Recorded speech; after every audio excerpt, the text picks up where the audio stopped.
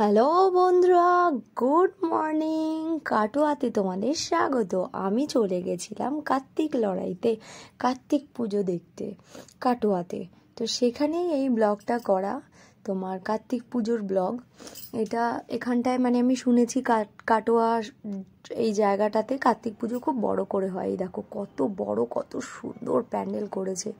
আমার ভীষণ মানে ভালো লাগে। দেখো তোমরা পুজো হপিং, সব প্যান্ডেল ঘুরতে, দেখতে, কিছু খেতে, এনজয় করতে ভীষণ ভীষণ ভীষণ ভালো লাগে। কি বলবো, মানে বিভৎস ভালো লাগে। তাই আমি চলে গেছিলাম কাটোয়াতে। এই একটা প্যান্ডেল করেছিল এখানটা। কার্তিক লড়াইটা বেশ বড় করে হয়, 3-4 দিন ধরে পুজো হয়। তারপরে আবার যেমন চন্দননগরে সবাই ঠাকুর সাজিয়ে ঘোরায়, তেমনি কাটোয়াতেও হয়। ভাসানতার পরের দিন হয়, বেশ সুন্দর বড় করে পুজো হয়। এটা আমি শুনে এখানে চলে এসেছিলাম পুজো দেখতে। তো ওখানে গেলাম, সবার সাথে দেখা করলাম। পুরনো অনেক মানুষই আছে এখানে যারা আমাকে বা আমাদের মানে আমাকে, আমার বরকে ভালোবাসে। আমাদের এখানে একটা আত্মীয়রও বাড়ি আছে, একটা না বলবো অনেকগুলোই।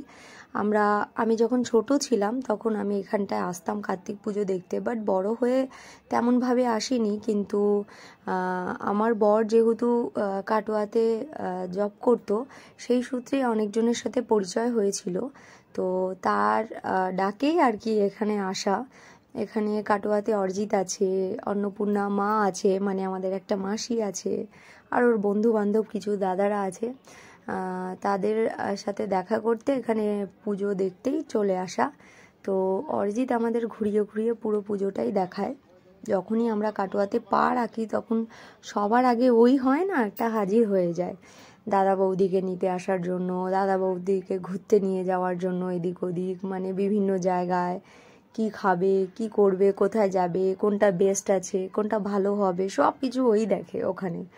মানে ও খুব ভালো, ভীষণ ভালো। ওই আমাদের ঘুরিয়ে ঘুরিয়ে বেস্ট বেস্ট কিছু মণ্ডপ সেখানে নিয়ে গেছিলো। আমার সব কটা মণ্ডপের মধ্যে এই মণ্ডপটা ভীষণ ভালো লেগেছে, ভীষণ মানে ভীষণই।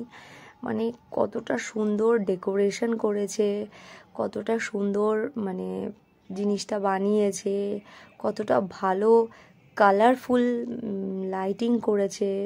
আমার ভীষণ ভীষণ ভালো লেগেছে এখানের পুজোগুলো। কার্তিক লড়াইতে বিভিন্ন মানে ধরনের কার্তিক ঠাকুর এখানে ছিল, মানে ভ্যারাইটিস কি ছিল না, কালী মা থেকে শুরু করে দুর্গা, লক্ষ্মী, সরস্বতী, সব রকম ঠাকুরকে নিয়ে আর কি এই কার্তিক পুজোর ব্যাপারটা।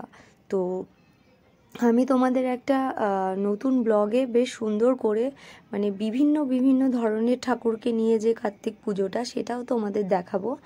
আপাতত মানে এই প্যান্ডেলগুলো তোমাদের কেমন লাগলো, বা পুজো হপিং করতে, প্যান্ডেল হপিং করতে তোমাদের কেমন লাগে আমাকে জানিও।